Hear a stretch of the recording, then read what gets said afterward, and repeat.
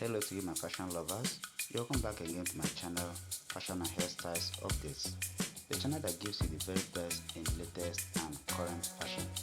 Good morning, good afternoon, good evening to you, depending from where and when you are seeing this video.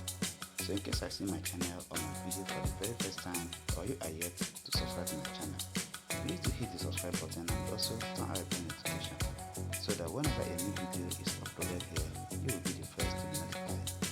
So my pretty friends, watching this video which I have for you today, you will see that I have some unique and good, also trendy acrylic art designs.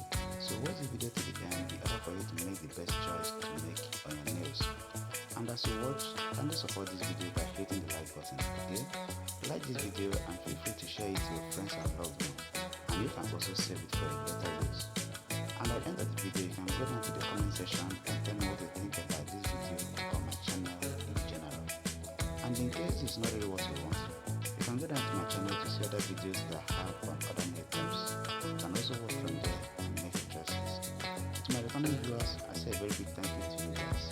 Thank you for always coming back to watch my videos and also engaging. Thank you guys so much, as I'll be looking forward to seeing you again in my next video. Bye for now.